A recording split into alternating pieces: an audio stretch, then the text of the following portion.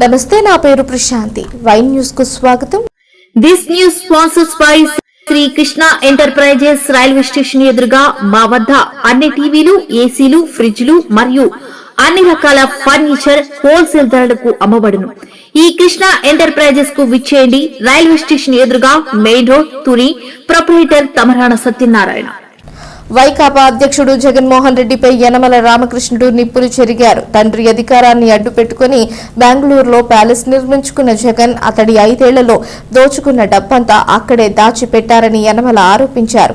ఆ డబ్బును చూసుకునేందుకే ప్యాలెస్ లో మకాం పెట్టిన జగన్ మొక్కుబడి తంతుగా రాష్ట్రంలో పరామర్శలకు వస్తున్నాడని ఎద్దేవా చేశారు. జగన్ గారు కలలు కంటున్నాడు పాపం. నిన్న మొన్న చూశాను, వేళ పేపర్లో చూశాను. ఆర్థిక వ్యవస్థ స్థిరత్వం లేదట ఆయన చెప్తున్నాడు. అసలు ఆయనకి ఆర్థిక వ్యవస్థ అంటే తెలిస్తే కదా స్థిరత్వం ఉంటుంది, తెలియటానికి విచిత్రంగా ఉంది.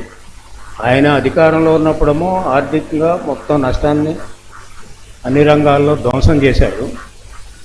ఈరోజు ఆర్థిక వ్యవస్థ గురించి ఆయన మాట్లాడుతున్నాడు. రెవెన్యూస్ పడిపోయాయట, అదేవిధంగా అప్పులు ఎక్కువైపోయాయట. అప్పులు ఎవరి టైంలో ఎక్కువైపోయాయో చర్చకి రమ్మని నేను 2-3 సార్లు చెప్పాను. దానికి సమాధానం లేదు. ఏం చేస్తారు? అప్పులు ఎందుకు అవుతాయి? నువ్వు చేసినటువంటి సర్వనాశనం వల్ల అప్పులు పెరుగుతున్నాయి.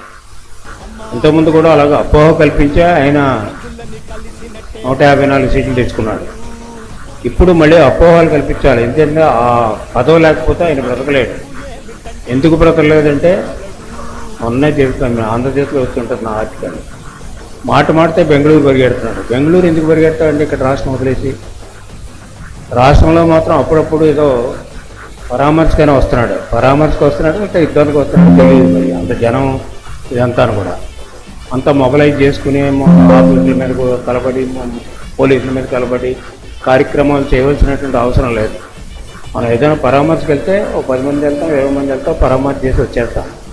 ఈయనకి 100 మంది 1000 మందితో సంబంధించి పరామర్శ చేయడానికి అంటే మనకి ప్రజల్ని తప్పుదోవ పెట్టడానికి, ప్రజల్ని భయపెట్టడానికి చేసేటువంటి కార్యక్రమం.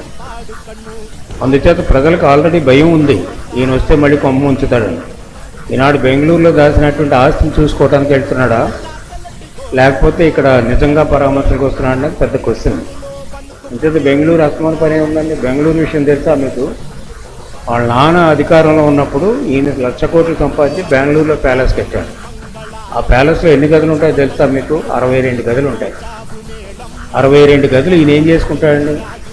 ఒక మనిషి ఇక్కడేమో ఒక గది లేక పేదవాడేమో బొగ్గోలు పెడతా ఉంటే ఆయనకి 62 గదులు ఒక ప్యాలెస్ కట్టుకున్నాడు.